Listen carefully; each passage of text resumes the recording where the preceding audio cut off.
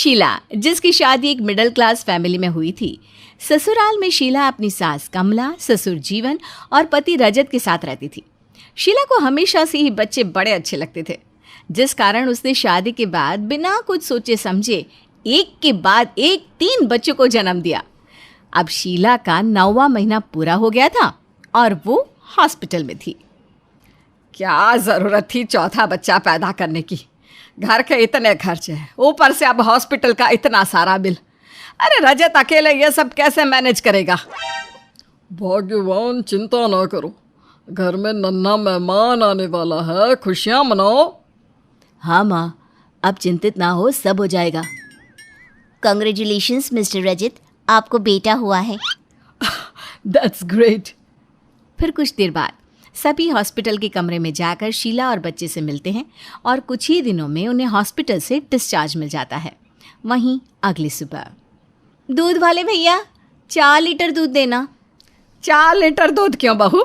मेरे बेटे को कंगाल करने का इरादा है क्या?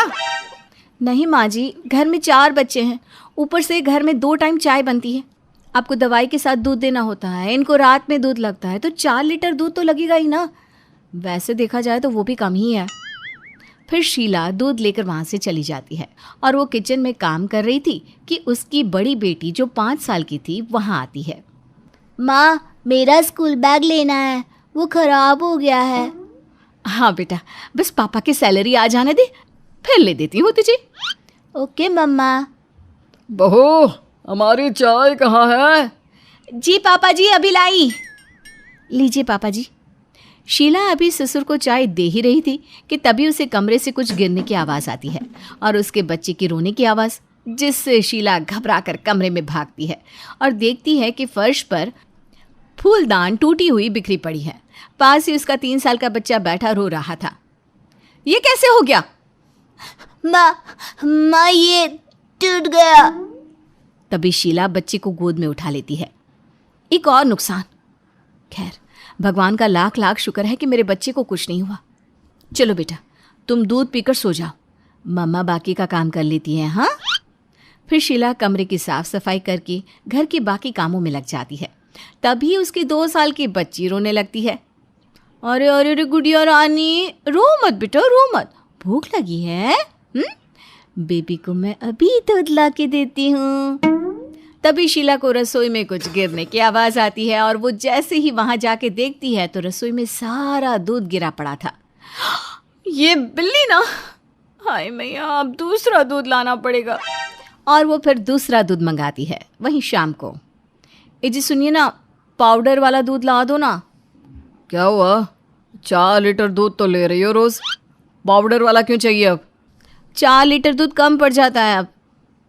शीला, मैं ही अकेला घर में कमाने वाला हूँ, सोच समझ के घर में चीज़ें मैनेज करो ना। रजत इतना कहकर सोने चला जाता है। वहीं शीला का सबसे छोटा बेटा रोने लगता है। अरे अब तुझे क्या हुआ? क्यों रो रहा है लाडले? शायद भूख लगी है। लेकिन ये क्या, बच्चा तो दूध भी नहीं पी रहा। भूख नहीं लगी तो क्यों रो रहा है? और ये इसका शरीर पीला क्यों पड़ रहा है? माँ जी देखो ना, इसे क्या हुआ? कभी से रोए जा रहा है, चुप होने का नाम ही नहीं लेता। बहू, इसका शरीर पीला पड़ रहा है, मुझे तो पीलिया के लक्षण नज़र आ रहे हैं। फिर वो डॉक्टर को बुलाकर बच्चे का चेकअप कराते हैं। देखिए, बच्चे के अंदर पीलिया के लक्षण है। अब ये शुरुआत है, दवाई देने पर ये ठीक हो जाएगा, चिंता की कोई बात नहीं है। डॉक्टर, आपकी फ़ीस कितनी हुई? 2000। ये लीजिए। Thank you doctor. वहीं अगली सुबह, ए जी बच्चों का डायपर मंगाना था, ख़त्म हो गया है। ठीक है, मैं ऑर्डर कर दूंगा, घर में कुछ कैश रखना, पे कर देना। ठीक है जी। वहीं दोपहर में घर की डोरबेल बजती है। कौन? मैम, ये आपका पार्सल, बच्चों के डायपर मंगाए थे ना, वही है। बहू, ये इतने बड़े बॉक्स में क्या है? माँ जी, 3 बच्चों के डायपर हैं, वो सब अभी छोटे हैं ना, इसलिए। मैम, पेमेंट कर दो जल्दी से, मुझे और भी डिलीवरी करने जाना है। जी अभी लाई। कमरे में, ये तो 3000 ही है, अभी भी 500 कम है। माँ जी जल्दी पेमेंट करिए ना, देर हो रही है। अब हाँ, बस 2 मिनट रुक जाओ। फिर सास शीला के पास आती है। बहू क्या हुआ, इतनी देर क्यों लग रही है? माँ जी 3,500 का बिल है और मेरे पास सिर्फ 3,000 ही है।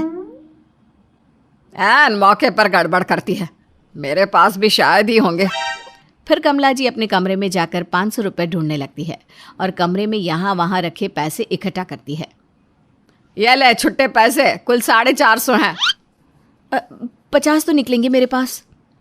फिर शीला वो सारे पैसे एक थैली में भर के डिलीवरी बॉय को देती है।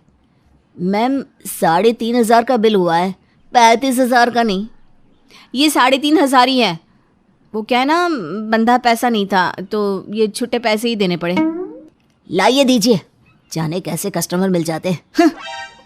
बहू ये क्या है, घर में पैसे नहीं थे तो सामान मंगाने की क्या ज़रूरत थी?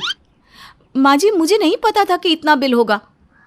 बच्चों को लंगोट पहनाया कर, इतना सारा पैसा खर्चा होता है इन सब में। वहीं अगले दिन शीला के मोबाइल पर एक मैसेज आता है। अरे मैं ये कैसे भूल गई। ए जी आज ना सोनल की स्कूल की फ़ीस बनी है, आखिरी दिन है, वरना वो लोग उसे स्कूल से निकाल देंगे। अरे अभी तो मेरी सैलरी भी नहीं आई। वैसे कितने पैसे हैं? 25,000 रुपये। इतने पैसे? अच्छा रुको, मैं कुछ जुगाड़ करता हूँ। फिर रजत अपने दोस्त से पैसे मांगकर अपनी बेटी की फ़ीस भरता है। वहीं शाम में शीला अपनी माँ से कॉल पर बात कर रही थी कि बेटी परसों तेरी भाभी की गोद भराई है, बच्चे और दामाद जी सबको लेकर आना। जी माँ ज़रूर। शीला फ़ोन रख देती है। ए जी माँ कह रही थी कि परसों भाभी की गोद भराई है और आप सबको बुलाया है। बच्चों के लिए नए कपड़े लेने होंगे और खुद के लिए भी। शीला इस महीने ऑलरेडी बहुत खर्च हो गया है, दूसरों से भी उधार ले चुका हूँ, मेरे पास और पैसे नहीं है। लेकिन अब क्या करें, हमारे 4 बच्चे हैं, उन्हें पालने में खर्च तो लगेगा ना। तो मैंने थोड़ी ना कहा था इतने बच्चे पैदा करने को, तुम्हें ही शौक लगा था बच्चों का। अब देखो कितनी प्रॉब्लम्स आ रही है। तभी शीला की 2 साल की बेटी रोने लगती है। रुक जा बच्चा, रुक जा बेटा, आ रही हूँ मैं। शीला बच्चे के पास जाती है तो देखती है कि बच्चे ने तेल की बोतल लेकर पूरे बिस्तर और फर्श पर तेल गिरा दिया है। हे रब्बा, ये तो काम में काम बढ़ाए जा रही है। फिर शीला वहाँ की साफ सफाई करती है और बच्ची को भी नहला देती है। सुनिए ना जी, बच्चों के नहाने का साबुन भी ख़त्म है और बच्चे बड़े हो रहे हैं ना तो इनके कपड़े भी छोटे हो रहे हैं, नए लेने पड़ेंगे। डिटर्जेंट भी ख़त्म हो गया है। अरे बहू अभी परसों ही तो नई डिटर्जेंट की पैकेट खुली थी ना। माँ जी बच्चे कपड़े बहुत ज़्यादा गंदे करते हैं तो थोड़ा ज़्यादा डिटर्जेंट लगता है। इस तरह आए दिन घर के खर्चे उनकी हैसियत से ज़्यादा बढ़ते ही जा रहे थे और बच्चों की सही ढंग से परवरिश ना कर पाने के कारण शीला और रजत बहुत ही ज़्यादा परेशान हो जाते हैं। शीला का सारा दिन बच्चों और घर के काम में निकल जाता है, लेकिन वो दोनों भी उससे ढंग से नहीं हो पाता। वहीं रजत की कमाई 4 बच्चों की परवरिश और घर की ज़रूरतों के लिए बहुत ही कम पड़ रही थी। मैंने पहले ही कहा था, सही ढंग से फैमिली प्लानिंग करके बच्चे कर। प्लानिंग के साथ 4 भी अच्छे हैं और बिना प्लानिंग के 1 भी नहीं। लेकिन तुझे तो मेरी एक नहीं सुननी, क्यों? माँ जी आप मुझे ताने क्यों मार रही हो? नहीं, बता रही हूँ। देख मैंने 2 ही बच्चे किए, वो भी प्लानिंग के साथ, वरना इतने बड़े शहर में 1 कमरे का मकान बनाना भी भारी है। हमने तो 3 कमरे जैसे तैसे बना भी लिए। सच कहूँ तो मुझे अब मेरी नासमझी वाले फैसले पर बहुत पछतावा हो रहा है। अब बताइए ना मैं क्या करूँ? मेरे बच्चों को सही परवरिश मिलनी भी तो ज़रूरी है। ऐसे ही रहा तो हमें रोड पर आते देर नहीं लगेगी। अब पछताए हो तो क्या, जब चिड़िया चुग गई खेत। पछताने से कुछ नहीं होगा, क्योंकि बिना सोचे समझे 4 बच्चे तो हो ही चुके हैं। अब एक ही काम हो सकता है। देख बहू, तू पढ़ी लिखी है तो तू भी बाहर काम कर। 4 पैसे ज़्यादा आएंगे तो नौकरानी रख लेना, जिससे बच्चे भी संभल जाएंगे और मैं तो हूँ ही नौकरानी और बच्चों पर नज़र रखने के लिए। लेकिन भाग्यवान, दोनों की कमाई से 4 बच्चे पल जाएंगे तुम्हें लगता है? ऊपर से नौकरानी का खर्चा।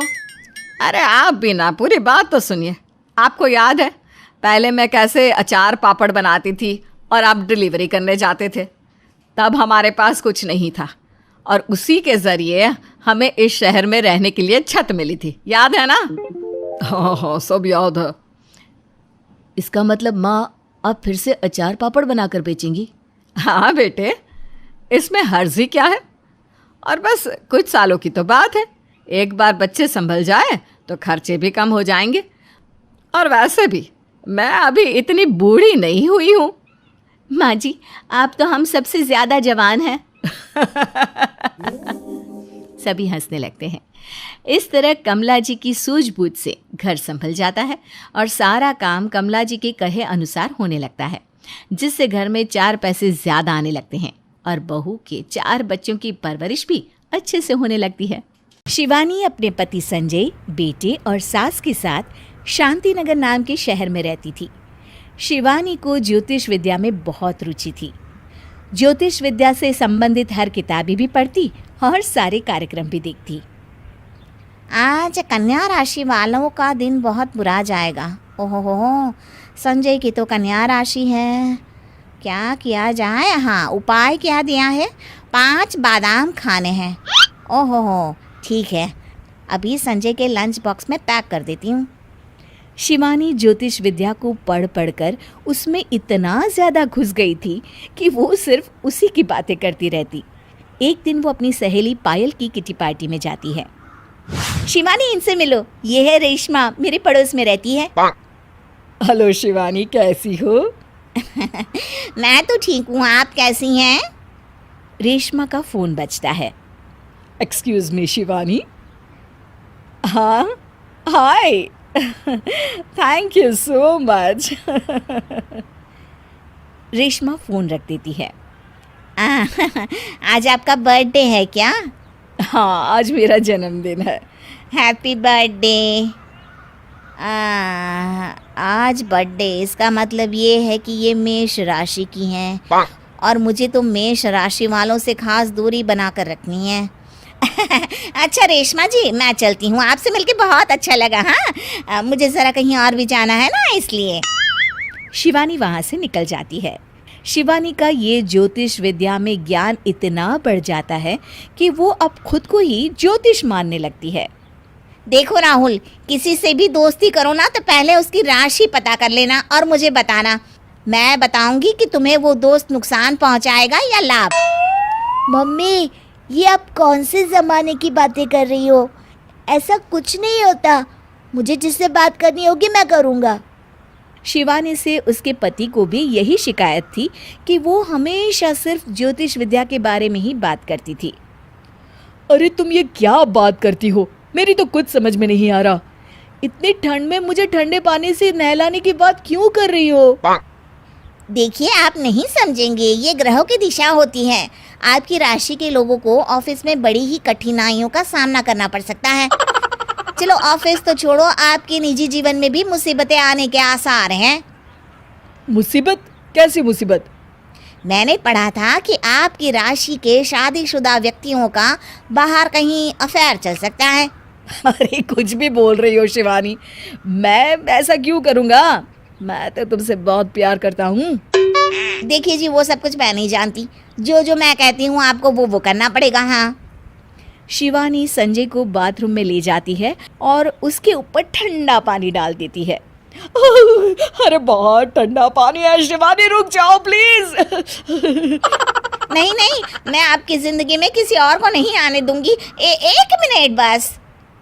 ये लीजिए, आज आपके लिए मैंने सात्विक भोजन तैयार किया है। सात्विक मतलब क्या? मतलब इसमें कोई मसाला नहीं है, यहाँ तक कि प्याज और लहसुन भी नहीं है। अरे पर क्यों? मेरी तो तबीयत भी एकदम ठीक है। सात्विक भोजन आपके मन को शांत रखेगा, इससे आपके मन में कोई भी गलत विचार नहीं आएगा। शिवानी, तुम भी ना हद करती हो। चलो मैं ऑफिस चलता हूँ।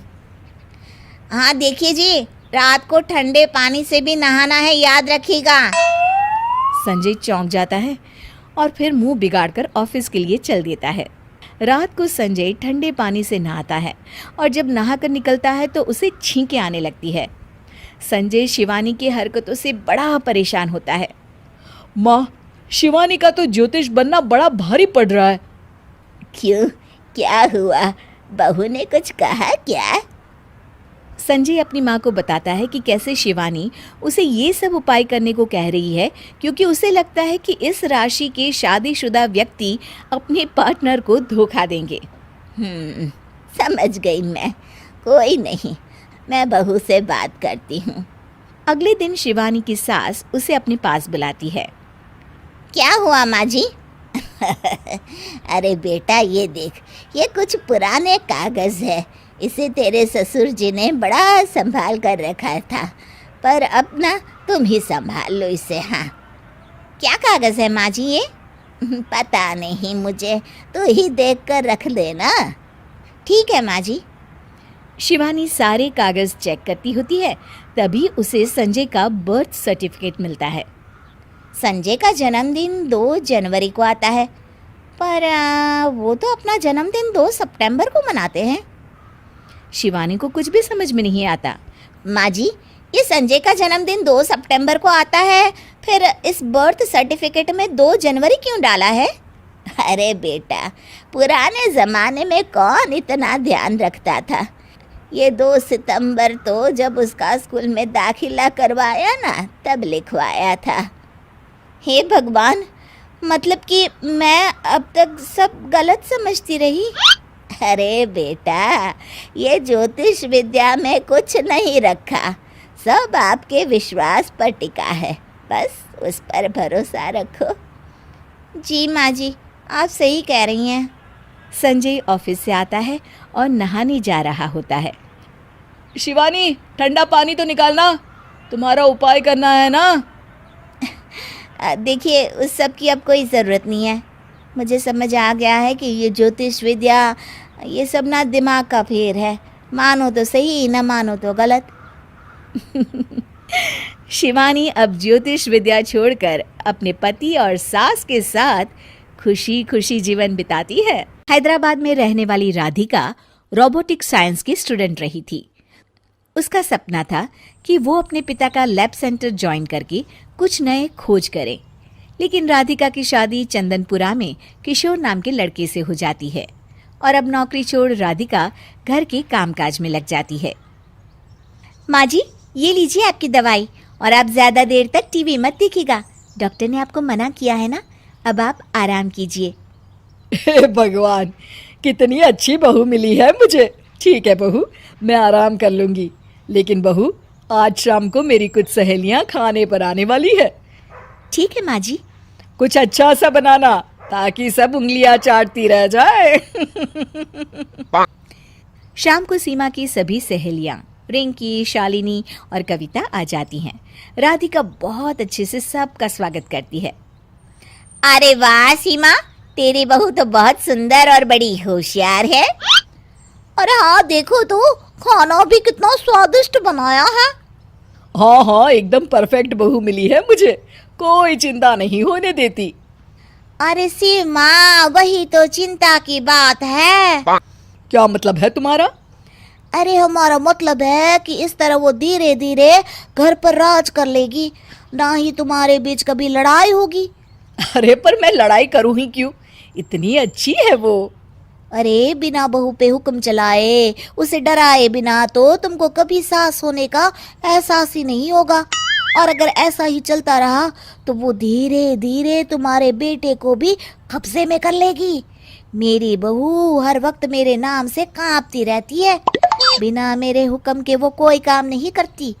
इसे कहते हैं सास की पावर। ओह, ये तो मैंने सोचा ही नहीं था। सही कहा शीतल तूने। मैंने मेरी बहू को शुरुआत में थोड़ी छूट क्या दे दी, वो तो अब मेरा कहा ही नहीं मानती। और मेरा बेटा विशाल भी ना अब उसी की साइड लेने लगा है। मेरे तो कर्म ही फूट गए ऐसी बहू पाकर। सीमा, लेकिन तू ऐसी गलती मत करना। बहुओं का ये अच्छा पन्ना दिखावा होता है, वो भी बस कुछ दिन का, बाकी तेरी मर्जी। अरे हमारा क्या, हम तो चली जाएंगी, झेलना तो तुझे पड़ेगा ना। सीमा की तीनों दोस्त बहू के खिलाफ सीमा के कान भर देती हैं और अब सीमा उनकी बातों पर गौर करने लग जाती है। सीमा के दिमाग में दिन रात अपनी सहेलियों की बातें घूमती रहती है। नहीं नहीं, मैं इतनी आसानी से उसको इस घर पर राज नहीं करने दूंगी। तभी वहां राधिका आती है। माँ जी, आज पालक की सब्जी बनाई है मैंने। मगर मुझे पालक पसंद नहीं है। माँ जी, उसमें आयरन होता है ना, और आपको उसकी बहुत जरूरत है, डॉक्टर ने कहा है। अरे ये बहू तो हद से भी ज्यादा परफेक्ट है। ऐसे तो मैं कभी भी इससे लड़ाई ना कर पाऊंगी और ना ही सास बन पाऊंगी। तुम मुझे मत सिखाओ क्या अच्छा है और क्या बुरा। चुपचाप पूरी सब्जी बनाओ, बढ़िया आई डॉक्टर बनने हैं। पूरी सब्जी खाकर रात भर सीमा के पेट में जलन होती रहती है, मगर वो कुछ नहीं बोल सकती। इस तरह से सीमा दिन रात राधिका के काम में कोई ना कोई कमी निकालना चालू कर देती है, मगर राधिका कभी कुछ नहीं बोलती। इधर सीमा के बेटे श्याम को इस सच्चाई का पता चल जाता है कि उसकी माँ बेवजह राधिका को तंग करती रहती है, तो उसे बहुत बुरा लगता है। राधिका कितनी अच्छी बहू है, अब क्यों उसे तंग करती है माँ? अरे तो क्या करूं, सर पर बिठा कर रखूं? अब तू भी उसी की साइड लेने लगा। लगता है माँ ऐसे ना समझेगी, अब मुझे ही कुछ करना होगा, वरना किसी दिन राधिका सच में तंग आकर कुछ कर ना दे। श्याम अपनी पत्नी राधिका से कहता है। राधिका, माँ का व्यवहार अब नहीं बदलने वाला, वो तो तुम्हें तंग करती ही रहेंगी। क्यों ना तुम अपने जैसे ही हूबहू एक रोबोट बनाओ जो माँ का सारा काम करे और माँ उसमें कोई कमियां ना निकाल पाए। लेकिन हाँ, ये याद रखना कि माँ को इस बात की कानों कान भनक ना लगे। अब श्याम के कहने पर राधिका अपने जैसी एक रोबोट बनाती है जो उसकी सास के कमांड मिलने पर सारा काम करे और बिना कुछ बोले उनकी खरी खोटी भी सुन ले। अरे देखिए ना, ये रोबोट तो हूबहू मेरे जैसी दिखती है। हाँ राधिका, आज से माँ के सारे काम ये करेगी और तुम सिर्फ अपना ख्याल रखना।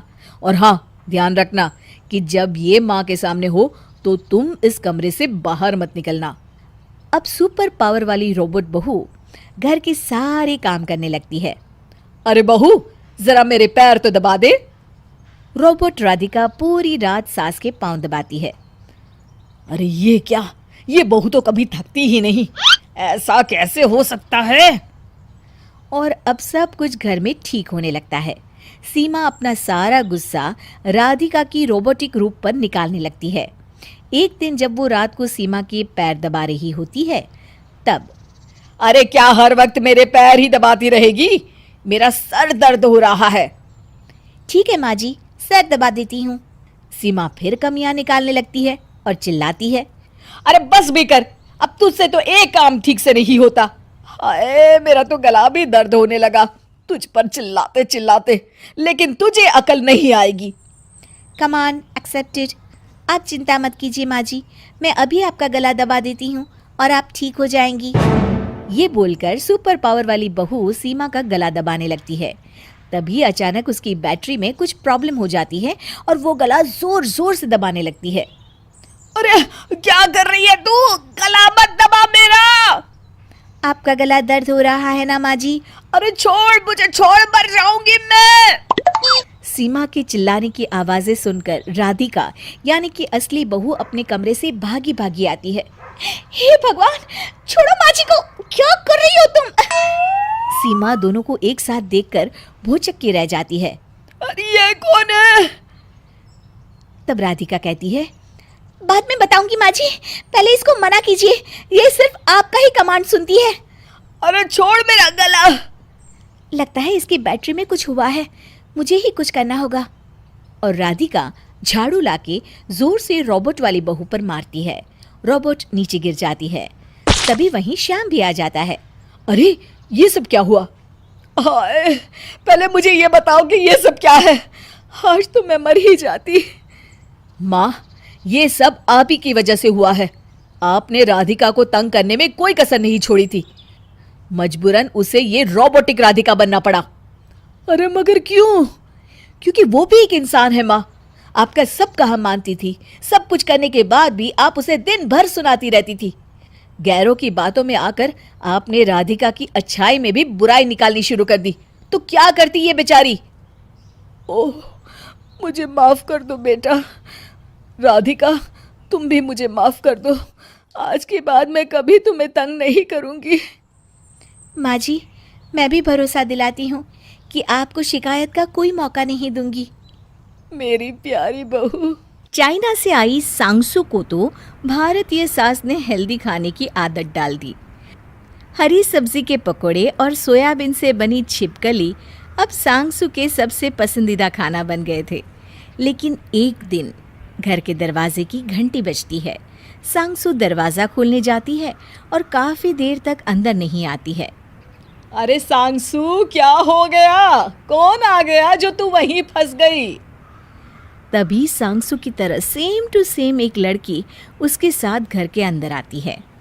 सास दोनों को देखकर हैरान रह जाती है। अरे ये क्या, जेरोक्स कॉपी? बहू ये कौन है? ये तो हूबहू तुम जैसी ही लग रही है। नहीं मम्मी, ये आपकी बहू नहीं है, आपकी बहू तो मैं ही हूँ। अरे बहू नहीं, मतलब बिल्कुल तेरे जैसी। कौन है ये? माँ, ये मेरी बहन मांगसू है और ये इंडिया घूमने आई है। कुछ दिनों तक हमारे साथ ही रहेगी। हाँ हाँ, क्यों नहीं, अच्छी बात है। बहू तेरे मायके वाले आए ये तो अच्छा है, लेकिन मैं तुम दोनों को कैसे पहचानूंगी कि कौन कौन है? माँ सिंपल, हमारे कपड़ों से। मैं तो अब साड़ी पहनती हूँ, जबकि मांगसू तो ड्रेस पहनती है। सिंपल है ना? सास थोड़ी कंफ्यूज हो जाती है। हाँ सिंपल तो है, लेकिन इतना भी नहीं। घर में सांगसू और मांगसू मिलकर रहने लगते हैं। दोनों घूमने जाते तो कभी साथ चाइनीज़ फिल्में देखते, लेकिन कहीं ना कहीं मांगसू को सांगसू से जलन महसूस होती थी। वो देखती थी कि सभी सांगसू से कितना प्यार करते हैं। वो सोचती है कि वो किसी तरह सांगसू को हटाकर खुद उसकी जगह ले लेगी, और एक दिन मौका देखकर मांगसू सांगसू जैसे कपड़े पहन लेती है। अरे बहू सांगसू, जरा चाय तो बना लाना। मांगसू किचन में जाती है और पानी में कॉकरोच उबालकर सास के सामने ले आती है। सास जैसे ही प्याली मुंह में लगाने को होती है, उसे कप के अंदर कॉकरोच तैरता हुआ नजर आ जाता है और वो जोर से चिल्ला देती है। अरे ये क्या, तुमने फिर से अपनी हरकतें शुरू कर दी? मांगसू, जिसने सांगसू जैसे ही कपड़े पहने थे, सास पर पूरी चाय फेंक कर जोर जोर से हंसने लगती है। हे भगवान, ये क्या हो गया? अभी तो अच्छी खासी थी, इस पर चुड़ैल कैसे चढ़ गई? रुक, अभी तुझे ठीक करती हूँ। ये कहकर सास मांगसू के बाल पकड़ लेती है और जोर से पटक देती है। ओह सॉरी सॉरी आंटी जी। सास को मांगसू पर शक होता है, क्योंकि सांगसू उन्हें हमेशा माँ जी कहती थी। सास मांगसू को ध्यान से देखती है, लेकिन उसे पहचान नहीं पाती। अब आए दिन मांगसू सांगसू की सास को कभी पैर अड़ाकर गिरा देती, तो कभी उन्हें कमरे में बंद कर देती। वो सिर्फ ये चाहती कि किसी तरह सास सांगसू को घर से निकाल दे, लेकिन सास तो फिर सास ही थी। रात होते ही सास मांगसू के कमरे में चुपचाप जाती है और एक छोटा सा चूहा छोड़ देती है।